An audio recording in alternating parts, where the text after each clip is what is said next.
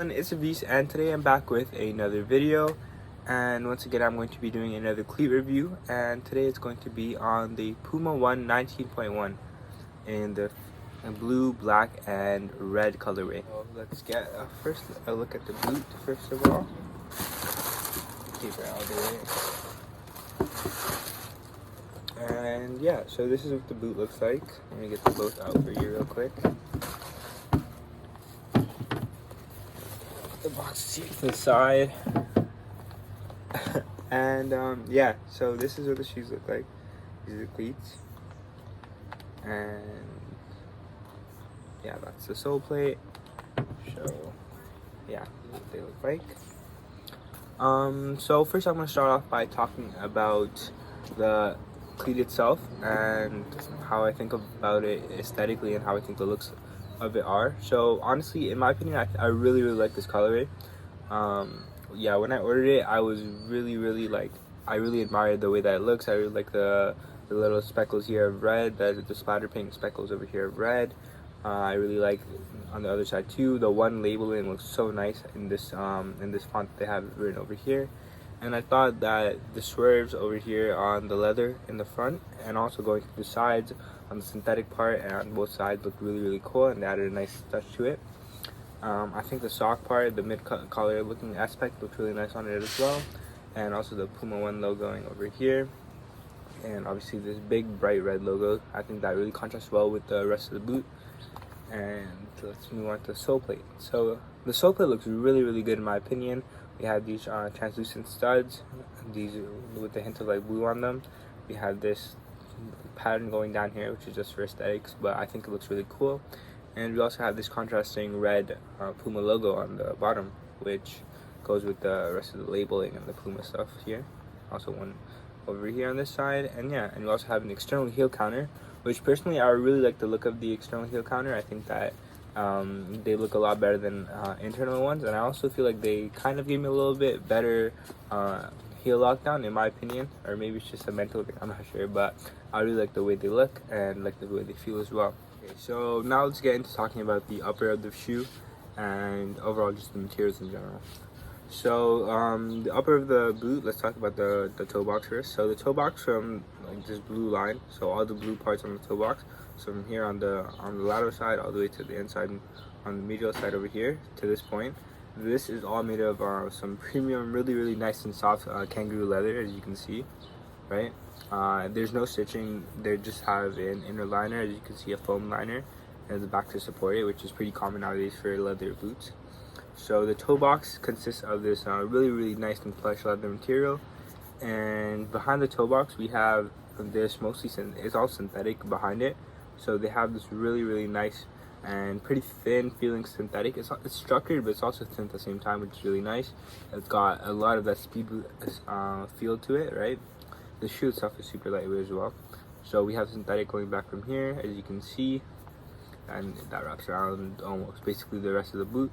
And then as you can see up here, we have this knitted material, which is called Puma's Evo Knit, right? That's a knitted material for Puma, and that stretches just along for the collar, as you can see from here down to lacing positions and back on the other side.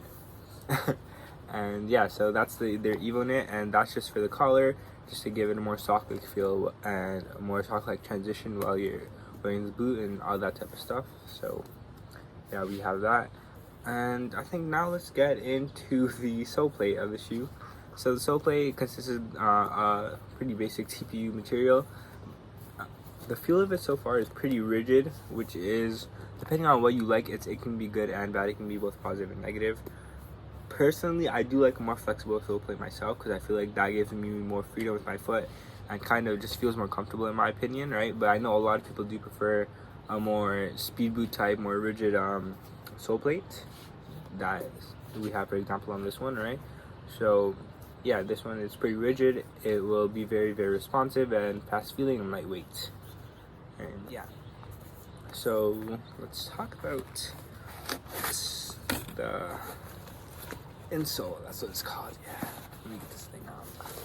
Okay, so the insole is just a pretty thin piece of foam. you can see, that's what it is. The liner is just a synthetic feeling material. Yeah, it's pretty basic, pretty standard, just a thin piece of foam. I would prefer it to be a little more thicker, like the Nike insoles. They're a little more thicker, more plush, more comfortable, but I mean, it's standard. It is what it is, right? And as you can see, we have the Puma branding here. And the insole, I mean, the inside of the shoe consists of a normal, like synthetic mesh liner. It's pretty comfortable, to be honest. It's nothing special, but it gets the job done. It's pretty nice, standard, and simple. And I think it's really nice. And yeah. The weight, I weighed the shoe earlier. So the weight of my cleat, so this is in a men's US size 8.5. So the weight for this one was approximately 198 grams. So it is really lightweight. It does have leather on the toe box, but it is more of a speed boot type shoe, right? It's more of a speed boot type look to it and feel, because that's kind of what they're looking for. Oh, and one thing I forgot to mention was Puma also added these extra lace holes, as you can see. They're more noticeable on other colorways than brighter ones, but as you can see, they're in black here. So these additional lace holes are just there for like more options for lacing, right? Sort of similar to the Puma Future, but those are a lot more advanced and more excessive than this one, but it's got the same type of thing to it. And as you can see, it's on this side. You have like about how many is that? 8 on this side, and I believe 8 on the other side as well. And yeah, so those are just for more support, and to a certain extent, I believe they also support your ankle a little bit more than other cleats would. I don't think other cleats, mid-cut or anything of them, really support your ankle, but due to these lacing holes over here, the additional ones, it does provide a little more access and a little more extra ankle lockdown that you probably wouldn't get on other shoes. So if you're looking for that, you can get that on this boots. So yeah, so that concludes my review of the Puma One 19.1. And honestly, in general, I think this is a really great boot. I think it's very distinct from anything else that's really on the market, because you don't see many speed boots like this, and I wouldn't really say it has a direct competitor either. So there's nothing really I could compare it to. Possibly the old A17.1s, the leather version, the low cut ones that Adidas had. Those ones were kind of similar because they were more of like a little control boot. They were more padded, but they also had the leather toe box and synthetic elsewhere. So I guess you could kind of compare it to that, but honestly, it's not really got anything that you can directly compare it to on the market as of right now. I think it's kind of its own boot, it's kind of its own line, same as the Puma Future. The Puma Future, you could possibly compare it to like what's it called, the Phantom Vision line, or also the the Predator line if you want to, but I think it's kind of its own thing as well, because you don't see any boots with all the net fit lacing systems and anything like that. So it's Puma have gotten 2 really special, really different boots on the line right now. So yeah, I really like the way this boot looks, the way it feels. The leather is amazing, and I really do love leather because it's very soft, and it just provides a really nice touch, and it also stretches to your feet as well. And for me, I'm a teenager, so my feet are growing slowly, and more slowly now, but so they are still growing, right? So it is really comfortable, and it's just really nice in general. It's a really good feel and experience, in my opinion. And yeah, I think that's just a really great boot. I think out of 10, my rating for this boot, honestly, it's one of the nicer boots that I've had so far. I think I would rate it a 9 out of 10. I don't know if I can quite give it a 10, but I'm gonna give it a 9 for now. I really like the way that it looks, the way it feels, and the whole experience in general. It's just been really great so far. And yeah, I think in terms of sizing, you can go true to size on them. The width is, honestly, it's more of a speed boot type boot, so it is going to be a little more narrow, but due to the leather on the forefoot, if you do have a little bit wider feet, it might stretch a little bit more, so it should be a little more forgiving due to the leather over here.